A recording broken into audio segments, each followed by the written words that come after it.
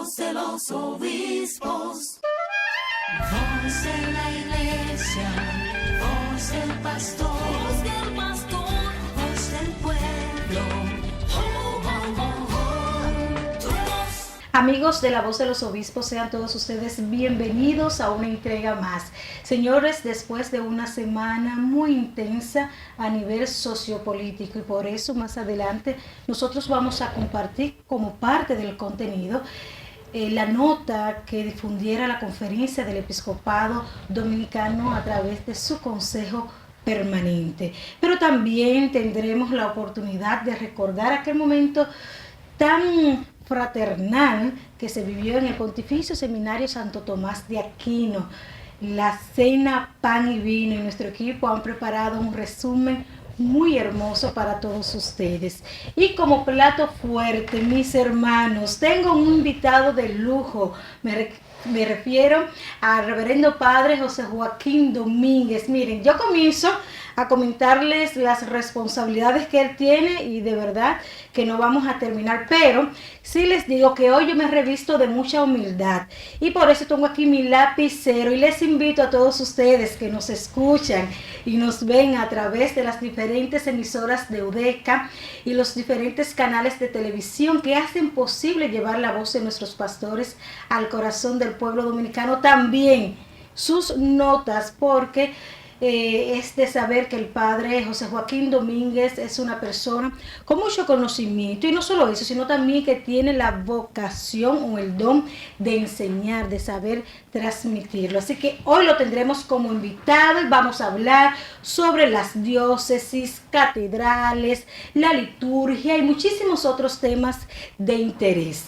Recordarles que pueden seguirnos a través de nuestras redes sociales, nuestro Facebook, nuestra comunidad en Instagram, nuestro canal de YouTube y la www.ced.org.do, que es la página oficial de la Conferencia del Episcopado Dominicano. Así que vamos a una breve pausa, pero cuando retornemos, de inmediato entramos en diálogo con el padre Joaquín Domínguez. Voz del pueblo. Oh, oh, oh, oh. Tu voz. Voz del pueblo. Oh, oh, oh, oh. Tu voz. Gracias por continuar con nosotros. Esta es La Voz de los Obispos, un programa de la Conferencia del Episcopado Dominicano. Nuestro invitado de hoy es canciller de la diócesis de Baní, párroco de la Iglesia Cristo Salvador, también es director de la Escuela de Teología de la Pontificia Universidad Católica Madre y Maestra, y como si fuera poco, capellán de la Policía Nacional y canciller del Ordinariato Castrense. Padre, se me olvidó decir, fue secretario general adjunto de la Conferencia del Episcopado Dominicano, dígase que fue mi jefe y también mi compañero de conducción de La Voz de los Obispos hace un par de años. Bienvenido, padre. Gracias mil, gracias por la invitación a compartir con ustedes, es siempre un placer volver por estos lugares. Ya le decía yo al padre Joaquín, padre, mire, recuerde que muchas personas cuando hacíamos el programa años atrás nos decían, háganse un programita, ustedes tienen química, además de eso, ustedes dejan su pelea, y yo le comentaba a alguien, no, cuando hacíamos el programa de radio, de verdad que entrábamos en temas bastante polémicos. Pero usted se caracteriza como por ser un poco litigante, padre Joaquín. No creo que es litigante, me gustan las cosas claras. Y a veces decir todo lo que uno piensa y ser muy claro a veces crea problemas.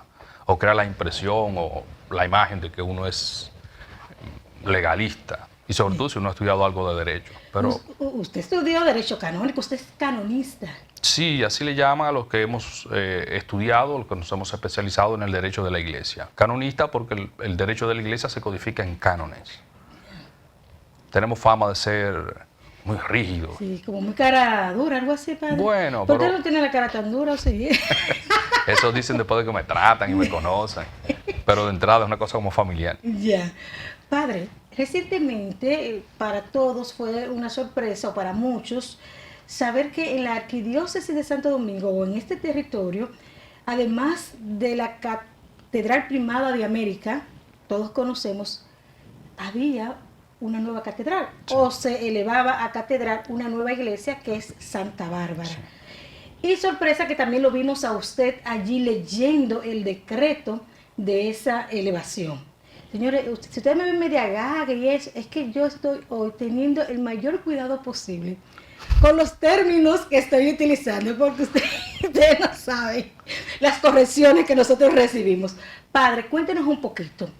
Vamos a hablar de catedrales. ¿Por qué ahora en Santo Domingo tenemos 2 catedrales? Hay 2 catedrales por la sencilla razón de que en nuestro país hay lo que los juristas les encanta mucho, la precisión jurídica y de los términos. Entonces es importante. Yo tenía un profesor de latín que él decía, casi lo mismo no es lo mismo. Entonces, los términos no son inocentes y para uno hablar con propiedad y saber lo que está diciendo, debe utilizar las palabras lo más precisas posible. Entonces, en nuestro país, por ejemplo, hay 12 jurisdicciones eclesiásticas. 12 jurisdicciones eclesiásticas. Yo escucho 12 diócesis. Sí, eso es incorrecto y es impreciso. Anoten ya la primera. Entonces, no hay 12 diócesis. Que no hay 12 diócesis. Yo tengo que repetir esto, padre, porque esto lo hemos dicho aquí, lo he escuchado en sacerdotes, lo he escuchado en otras instancias, hablar de 12 diócesis. Sí.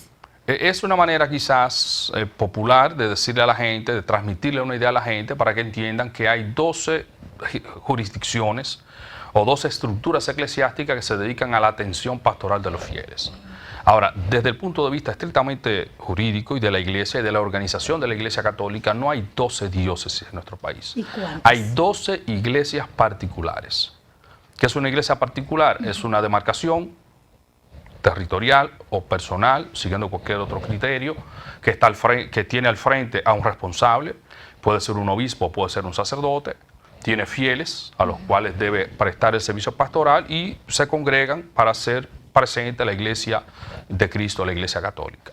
Entonces en nuestro país hay 12 iglesias particulares, 11 de las cuales son diócesis, o sea, tienen un territorio delimitado y concreto, y reúnen todas las condiciones para ser una diócesis. O sea, tienen un obispo al frente como pastor, tienen una feligresía, tienen un territorio y tienen un presbiterio, que son sacerdotes y diáconos que se encargan de la atención pastoral bajo el cuidado de ese obispo. Entonces, para que haya una diócesis debe haber obispo, clero, territorio, feligreses. Entonces hay otras jurisdicciones eclesiásticas o iglesias particulares que se asimilan a una diócesis, o sea, se parecen a una diócesis, pero faltan o carecen de algún elemento, motivo por el cual la suprema autoridad de la Iglesia no lo crea diócesis.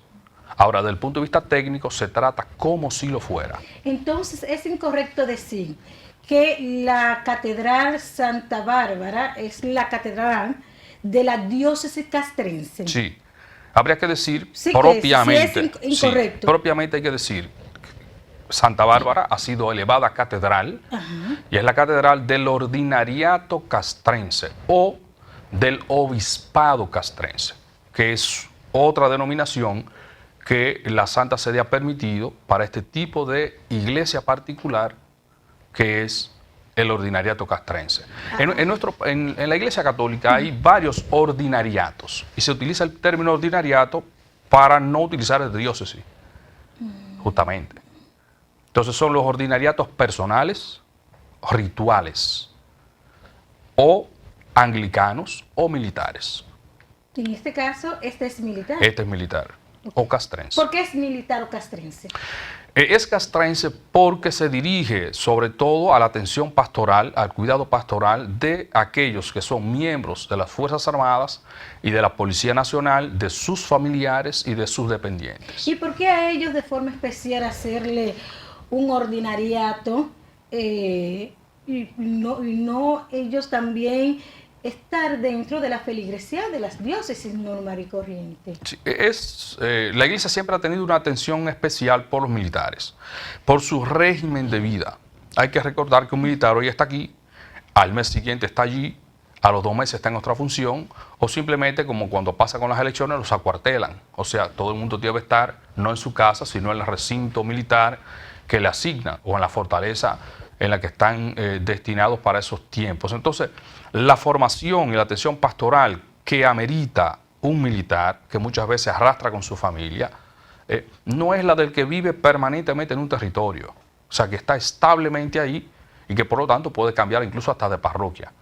Entonces el militar tiene una disciplina, tiene un horario rígido que seguir, tiene una cadena de mando a la cual reportarse, que hacen que sea un tipo de fiel muy especial. Entonces la Iglesia a lo largo de los siglos ha tenido una atención muy especial para este tipo de feligres, hasta el punto que se ha madurado con el tiempo crear una estructura jurídica, pastoral, que dé atención pastoral solamente a ellos. La atención pastoral. La atención pastoral, ¿cómo se da? Se da a través de un responsable, que puede ser, en nuestro caso, es un obispo, pero de por sí la estructura no amerita que sea un obispo. Uno que es responsable y que ejerza una autoridad episcopal de supervisión sobre los sacerdotes que dan ese servicio. Entonces, nuestro país está muy reglamentado, o digamos, tiene una base jurídica, que es el Concordato de 1954, en el artículo 17, que se establece que el Estado, para garantizar la asistencia espiritual, un derecho del ciudadano, se va a crear, de acuerdo con la Santa Sede, un cuerpo de capellanes castrenses. ¿Qué es un capellán castrense? Un capellán castrense es un sacerdote. Ajá. Sacerdote. Tiene que ser sacerdote. Sacerdote, porque el capellán es como el párroco en el recinto. Ya. Y debe ser sacerdote. Entonces, un cuerpo de capellanes que asista, en la época se llamaba Aire, Tierra y Mar, Fuerza Aérea, Marina de Guerra y Armada, y la Policía Nacional. Entonces hay un cuerpo de sacerdotes, dice el Concordato, con graduación de oficiales. Espérese, padre. Deténgame eso ahí, porque los sacerdotes que prestan servicios pastorales a los cuerpos castrenses tienen rango. Responde a lo siguiente, Michelle. Mire, la gente se sorprende. Es un sacerdote militar. En nuestro país, por muchos años, los militares tenían una fama no muy buena. Entonces la gente pero la gente ha arrastrado, yo diría que injustamente ha arrastrado eso con el tiempo, porque los organismos castrenses y policiales han ido mejorando. Entonces nuestro país ha ido avanzando para bien. Entonces en ese sentido, por un asunto de acuerdo, y además responde mucho, quien conoce el mundo castrense, quien tiene familiares ligados al mundo castrense, comprende la lógica del policía o del militar. O sea, una disciplina, una cadena de mando que hay que conocer. Entonces esto, digo lo siguiente, no todos los países los capellanes ostentan rango militar, porque no es una cosa de por ley que es así. O sea, ni a la iglesia tampoco le interesa. A la iglesia no le interesa eso. Aquí se puso como condición para facilitar el acceso a los recintos militares. Segundo, para que el personal que se atiende espiritualmente comprenda que quien está hablando, quien está cuidándose de la pastoral, de su vida espiritual, es uno de su misma institución. Y eso crea una sintonía con los miembros de las Fuerzas Armadas que es casi mística, voy a decir, iba a decir mágica, es casi mística, porque el que viene no es un extraño, es uno que conoce mi institución y que pertenece a mi institución. Entonces, el concordato establecía que los capellanes tendrían graduación de oficial y después se rigen por la ley de su institución respectiva para el servicio dentro de los recintos y la ley espiritual para su ministerio sacerdotal. Es decir, que usted no lo acuartela.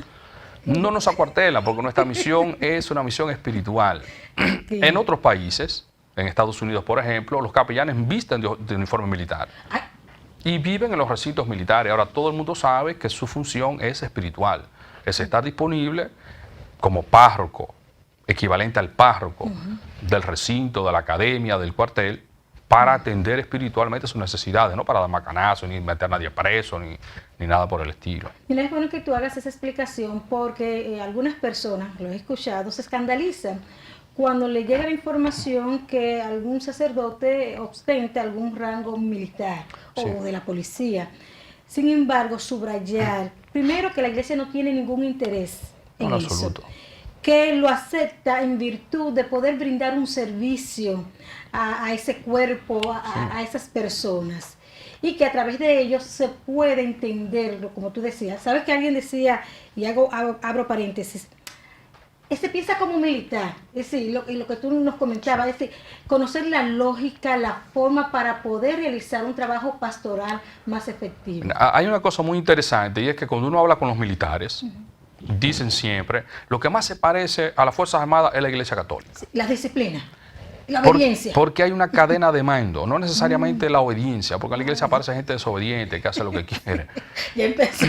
Pero hay una cadena de mando que es clara y que está definida. O sea, está el obispo, está el sacerdote, que es párroco, que es vicario, está el diácono. Entonces esto sirve para mantener no solamente un orden, sino para saber que la iglesia tiene una manera de regirse y está hecha de una manera. O sea, la iglesia es jerárquica, tanto cuanto jerárquica las Fuerzas Armadas, con finalidades distintas. Entonces, esto de pertenecer a un organismo castrense no debiera sorprender a nadie, porque hay médicos que son castrenses, hay locutores que son castrenses, hay periodistas que son miembros castrenses, hay médicos que son castrenses. Entonces, la institución castrense va y busca en esas profesiones personas que le aporten. En el caso de la asistencia espiritual, está normada por ley y por acuerdos internacionales entre el Estado Dominicano y la Santa Sede. Vamos a ver un momentito, padre, el momento en el que tú dabas lectura al decreto que elevaba a catedral a la iglesia o templo Santa Bárbara. Y con él vamos a hacer un pequeño resumen de ese momento y regresamos.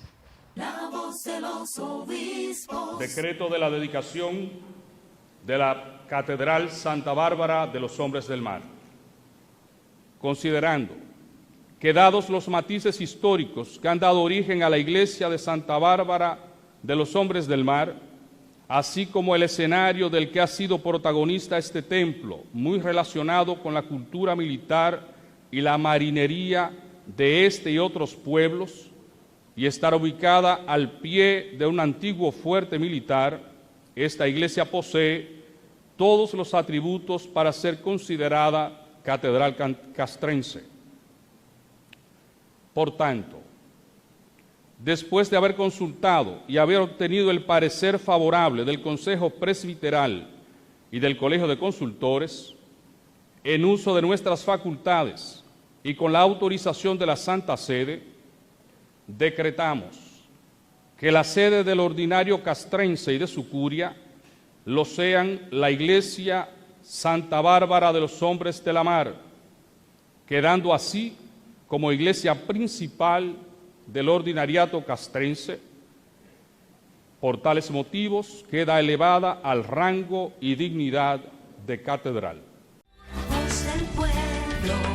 Oh, oh, oh, oh. Tu voz. Voz del pueblo. Oh, oh, oh, oh. Tu voz. Amigos de la Voz de los Obispos, recientemente el Consejo Permanente de la Conferencia del Episcopado Dominicano emitió un documento refiriéndose a las recién suspendidas elecciones municipales.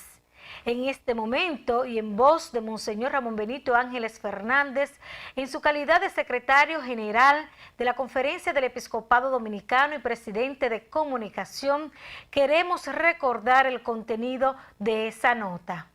Adelante. La voz de los obispos.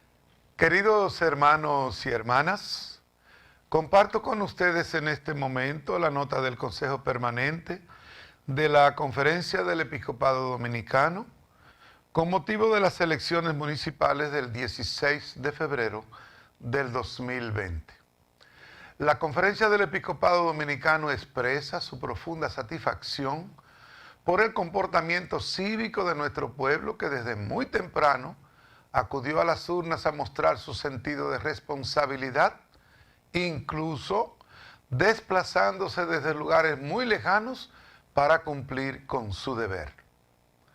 Lamentamos que la conducta ejemplar de nuestro pueblo se viera frustrada por los lamentables hechos que provocaron la suspensión del proceso electoral. Es indudable que lo acontecido empaña la larga tradición democrática de nuestro país. Consideramos que este es un momento para que tanto las autoridades competentes como líderes políticos se muestren a la altura de las circunstancias. Es tiempo de deponer intereses particulares y dar preeminencia a los genuinos intereses de la patria.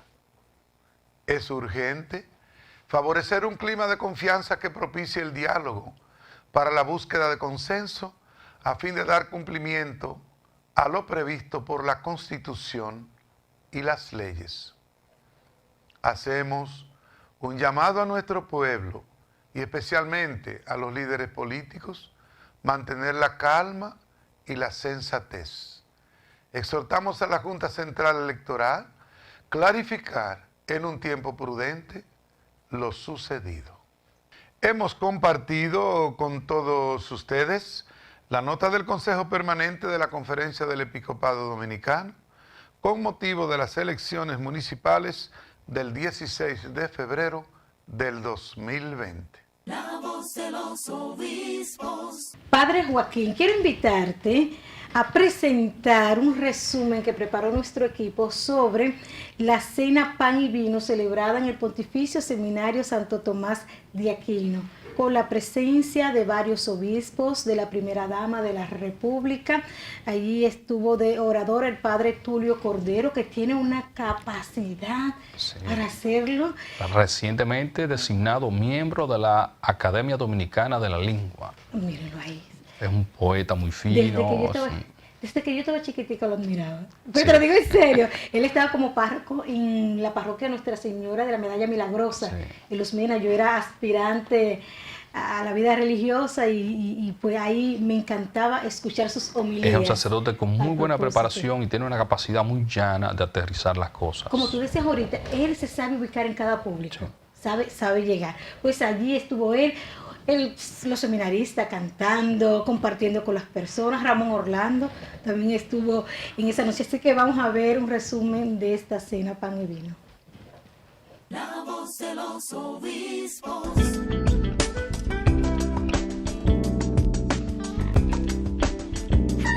Hace ya 28 años que iniciamos esta aventura cargada de sueños, ilusiones y temores, mas hoy con el paso del tiempo, a pesar de la incertidumbre y de las vicisitudes que muchas veces experimentamos, podemos decir que es una actividad consolidada, pues han sido muchas las metas y los objetivos logrados.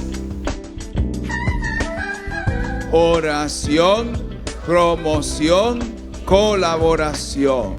3 elementos que forman parte de este trabajo vocacional. La vida es como una leyenda. No importa que sea larga o corta, sino que esté bien narrada. Es decir, no importa cuánto vivamos, sino cómo lo hagamos.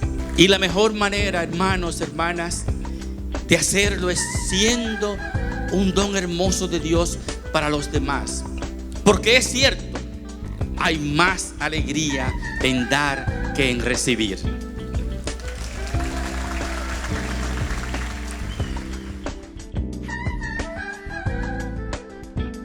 Espero, Padre Joaquín, que no sea tan extensa la espera para tenerte de nuevo aquí en los estudios de La Voz de los Obispos. Michelle, como usted vio al principio, de tantas cosas que usted dijo, yo tengo de responsabilidad, es que yo soy pluriempleo.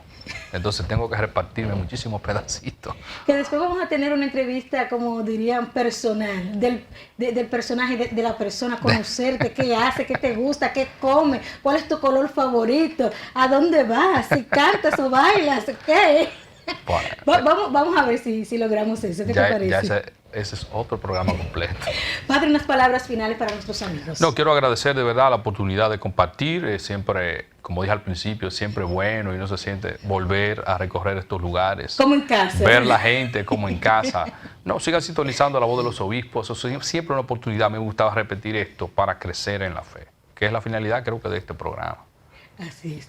Padre José Joaquín, déjame decirlo como a él casi no le gusta, pero me voy a aprovechar. Reverendo Padre José Joaquín Domínguez, gracias por tu participación y gracias por tus enseñanzas y tu valentía. Gracias por la invitación. Hay que ser valiente para decir algunas cosas. Gracias por la invitación.